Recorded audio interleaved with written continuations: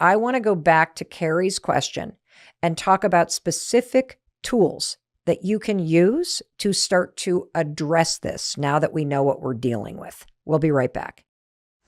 Hey Mel, I'm a 53-year-old woman, a creative leader with, to the outside world at least, a so-called great career, I guess you'd say, but with crippling anxiety and exhausting overthinking. Traveling, accompanied by panic attacks, what the heck. I've had this issue for 30 years, and all the guided meditations and mindfulness training pods in the world aren't helping.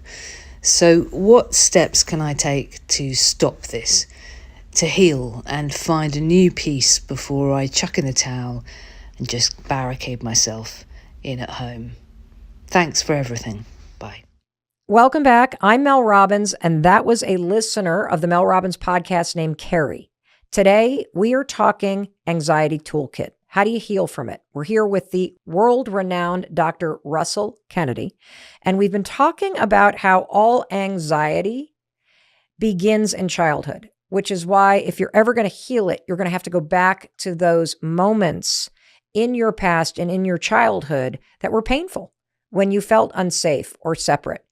And I promised that we would take Carrie's question and now dive into tools. What are specific tools that we can use, Dr. Kennedy, to truly start to heal this? Do you print out a photo of yourself when you were little and you make that your screensaver, which it feels like we should? How do you start? Oh my gosh. Oh, that's me at 3. Rusty. Yep, that's Rusty. So for those of you who are listening to this and not watching this podcast on YouTube, Dr. Kennedy just held up the homepage of his phone, and there was a photo of him that's 3 years old. It just made my heart go, yeah, oh. He's pretty cute. So what does it do if you do that for yourself? Well, that's the start. Right? Because there's so much resistance to going back to visiting. That's the big thing, because the child in us needs this love and support so much that it creates all this alarm to get our attention. And yet, as adults, we push the alarm away. So it's kind of like, and I think I might have mentioned this in the last, podcast that we did, is that if a child came up to you with their hands up in a grocery store, like they'd lost their parents, of course you would soothe them. But we have this alarm that goes off in our system, which is essentially the younger version of us going, hey, pick me up. Pick me up. I need some attention. I need some love. And instead we go to the internet and zombie scroll Instagram or go into our addictions or whatever. And we push that child away. So the child just gets louder. The alarm just gets louder and louder and louder. But there is a resistance to going back. So the adult doesn't want to go back and visit the child because the child holds all their pain. And the child has a real mistrust of us as adults because we've been ignoring their alarm for 30 years. So it's really important that we start slowly and you make that connection. So when you say get a picture, that can be really triggering for people. So sometimes I just say, in your mind's eye, picture yourself at any age as a child that you want. Picture what you're wearing, picture yourself maybe at a happy time in your life. Like for you, it was like skiing or something like that. Picture yourself in this happy place. And that way you start making that connection because, just to go in and it's, you're going to blow your brains out if you go back in and you go right to the child, go right to the trauma.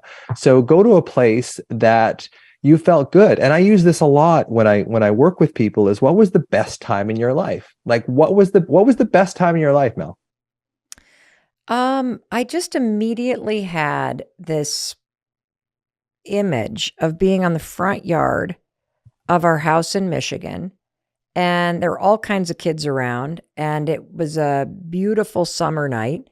And it was kind of that time of night where it's not quite dark, but it's not quite daytime. It's that beautiful. It's my favorite time of night, dusk, when the twinkly stars first start to come out, and it's kind of confusing because the sun's up, but you see the moon, and you know that the sun's about to set. And we are playing games, like we're playing base and statue and all kinds of just tag and like just that moment right there with my brother and a bunch of other kids in the neighborhood running around being kids in the front yard of our house in Michigan where I grew up. Okay, so close your eyes and really get into that image. Like, see your brother, see your house. Relax your shoulders, relax your jaw. Nice breath in and out. Just really see if you can drink in the emotion of that. And where you feel it in your body. Where do you feel that in your body? Oh, I kind of feel it from my cheeks all the way to my heart. It's like this sort of like definitely like for sure the heart. So this is something I would add to high-fiving yourself in the mirror is go back to the best time in your life. When you're high-fiving yourself in the mirror, because then we're getting your insulin involved, we're getting your brain involved in this whole feeling state, because the feeling state is what changes us. We can change our thoughts at a dime, but the feeling state is what changes our nervous system. So when you do the high five habit, when you're high-fiving yourself in the mirror, recall the best time in your life and just try and see if you can really get a felt sense of that. Now, what I will do with people who have suffered trauma is I will take them, once I have them grounded and once they trust me and stuff, I will take them into their trauma, and then I will take them into the best time in their life. So with you, I might do, and we're shortening this considerably for the podcast, but for you, I might say, okay, if you feel safe enough that we talk about that kid, waking up with that kid on top of you and getting into that feeling. Now, where do you feel that in your body? And is this okay, like Mel, to right go into in the this? gut. Yeah, Oh, okay. yeah, absolutely. Okay. Like right in the Okay. gut. Like I immediately was like went from like the heart being full to like right in the gut. And the Okay. ankles, weird, the ankles. So what I would do is I would go back and go, okay, now go back to that feeling of dusk. You can see your house, you're playing statue. It's fun. You feel calm, peaceful, happy. Now let's go into your gut. Let's go into that sensation again of, waking up with that kid on top of you. If it's okay to stay there for a second. And then lovingly go back up into that place in your chest and your throat where you felt really peaceful and happy playing with your brother. It's amazing because I feel the gut like pulling me down. Like that. It's easy to drop into the gut. Yep.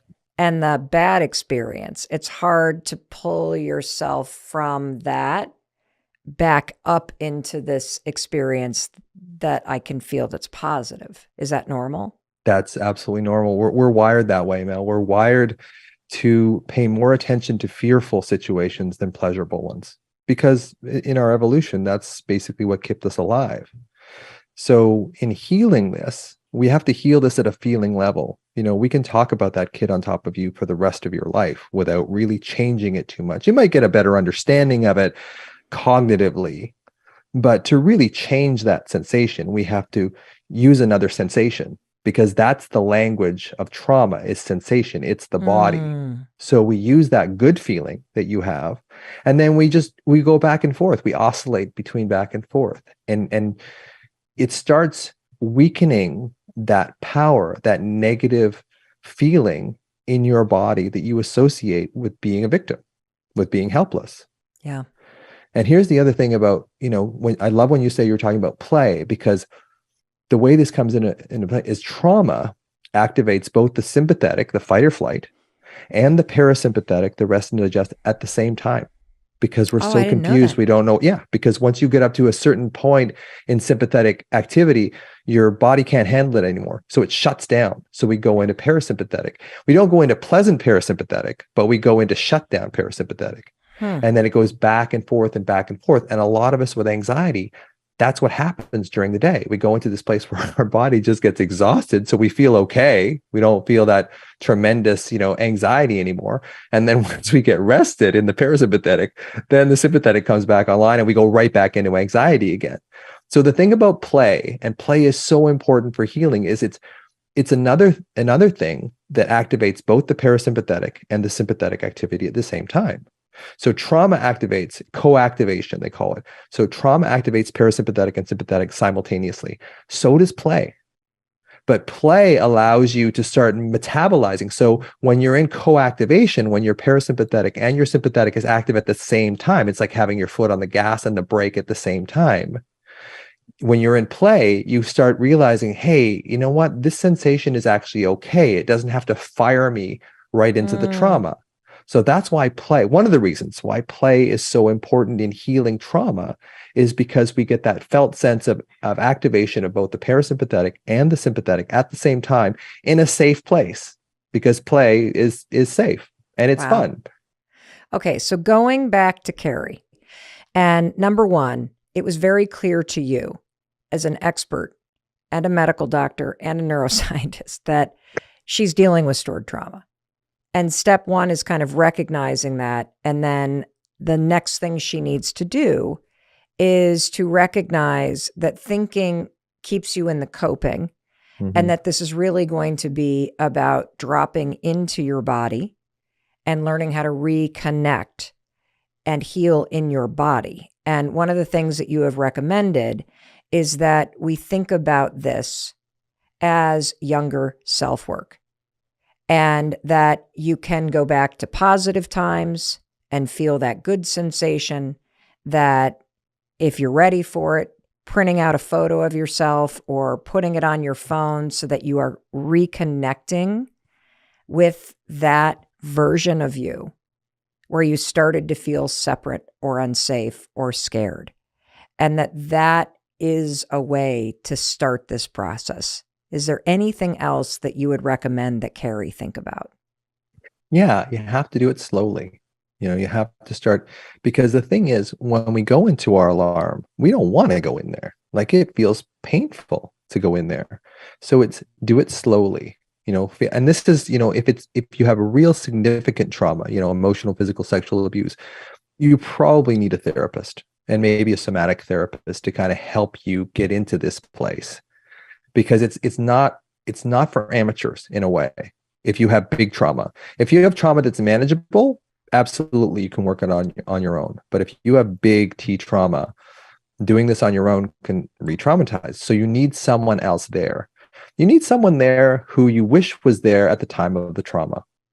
And that person is you. That person is you. It's like, you can go back. We can use our amygdala. We can use that sense that we are not locked in time. We can go back and find that, like what I have on my phone. I can look at his eyes. I can imagine his eyes too. And there's a great song by Peter Gabriel that I listen. We're getting into Dr. Kennedy's world a little bit.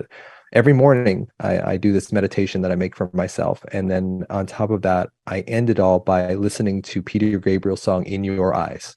So he has two versions. One's a recorded, which is about 5 minutes, and one's a live version. And he talks about in your eyes, and it's about in your eyes as a child.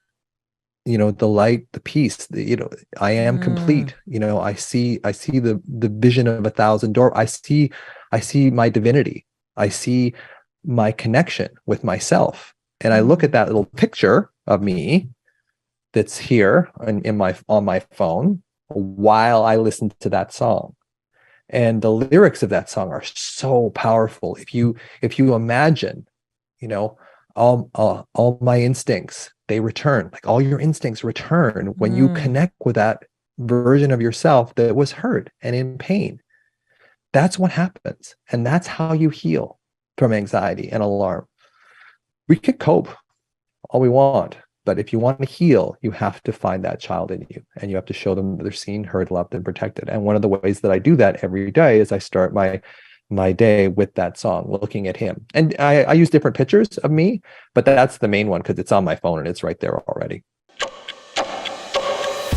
We are talking anxiety today, and we have our most popular and most requested expert back. This is a topic, whether you have struggled with anxiety or not, we are all impacted by this. And by knowing the difference between just merely talking about it and trying to live with it or struggle with it or cope with it and actually healing it, that's where amazingness starts to happen. And I want that for you.